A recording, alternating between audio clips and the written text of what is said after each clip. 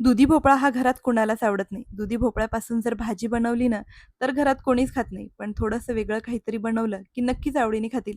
तर दुधी भोपळ्यापासून आपण आज नाश्त्यासाठी एक वेगळा पदार्थ बनवूया. तर खाल्ल्यानंतर कोणीच सांगणार नाही, की आजची ही रेसिपी आपण दुधी भोपळ्यापासून बनवली आहे. मुलांच्या टिफिनला सुद्धा देऊ शकता तुम्ही. इतकी पौष्टिक आणि अगदी झटपट तयार होणारी रेसिपी आहे. त्यासोबतच मी दही तडकासुद्धा बनवते आहे.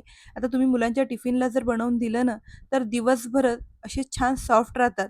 दही बरोबर म्हणा किंवा मग लोणचा बरोबर सुद्धा तुम्ही खायला देऊ शकता. इथे मी दही तडका बनवला आहे. ही रेसिपी बनवायला इतकी सोपी आहे ना, की हार्डली 15 मिनिटात तुम्ही ही बनवू शकता. आणि तसा दुधी भोपळा कुणीच खात नाही. वेगळं काहीतरी जर तुम्ही बनवून दिलं ना, तर नक्कीच हा दुधी भोपळा सगळे आवडीने खातील. तर चला रेसिपी सुरू करू. रेसिपी जर आवडली तर लाईक करा, शेअर करा आणि अशाच छान-छान रेसिपीसाठी ना सबस्क्राईब करायला अजिबात विसरू नका. तर इथे मी दुधी भोपळा घेतलाय, त्यावरची साल काढून घेतली आणि दुधी भोपळा छान किसून घेतलाय. तर दुधी भोपळा आपण साईडला ठेवू. इथे मी खलबत्ता घेतलाय, त्यात 4 ते 5 लसणाच्या पाकळ्या, 1 चम्मच जिरे घेतलेले आहे, 1 इंच आल्याचा तुकडा आणि आवडीनुसार हिरवी मिरची. आता हे सगळं आपल्याला छान कुटून घ्यायचं आहे. तिखट जर तुम्हाला जास्त आवडत असेल, तर इथे मिरच्या जास्त टाकायच्या. आता हे छान कुटून घेतलंय. त्यानंतर आपण हे मिश्रण आहे ना, ते बाउलमध्ये काढून घेऊ. यात भरपूर असा बारीक चिरलेला कांदा टाकायचा, भरपूर अशी बारीक चिरलेली कोथिंबीर टाकली आहे. थोडासा ओवा हातावर घ्यायचा आणि क्रश करून टाकायचा, म्हणजे फ्लेवर छान येतो पदार्थाला. त्यानंतर हिंग टाकली आहे. डायजेशनसाठी हिंग चांगली असते आणि फ्लेवर पण छान येतो पदार्थाला. त्याचबरोबर जिरा पावडर टाकली, चवीपुरता मीठ टाकायचं आणि थोडीशी हळद टाकली आहे. सगळं आपण व्यवस्थित मिक्स करून घ्यायचं आहे. आता यामध्ये 1 वाटी मी रवा टाकलेला आहे. तर अगदी छोटी वाटी घेतली आहे आणि त्या वाटीने यात 1 वाटी रवा टाकूया.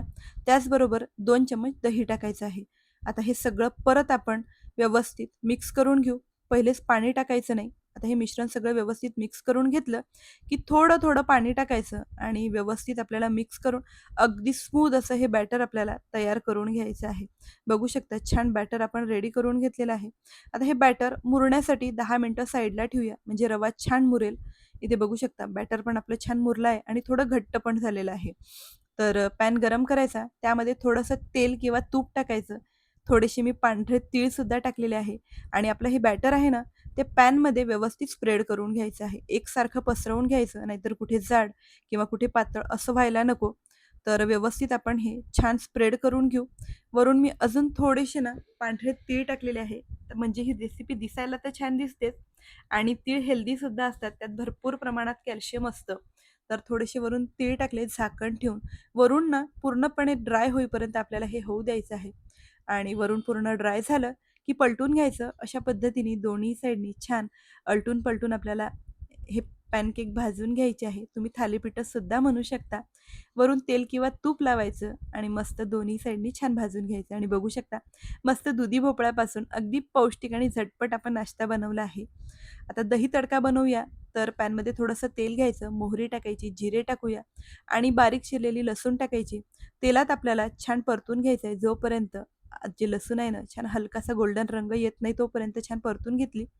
गॅस बंद करायचा, थोडंसं लाल तिखट आणि हळद टाकूया, दही टाकायचं, चवीपुरता मीठ टाकलाय आणि परत हे सगळं छान व्यवस्थित मिक्स करून घ्यायचं.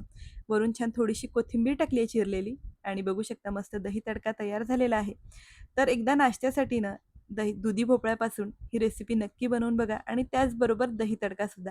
अगदी 2 मिनिटात आपण हा दही तडका बनवू शकतो आणि आपले हे पॅनकेक म्हणा किंवा थालीपीठं बनायला पण काही फार वेळ लागला नाही. अगदी 15 ते 20 मिनिटात आपण हे बनवू शकतो. तर नाश्त्यासाठी ना एकदा ही रेसिपी नक्की ट्राय करून बघा.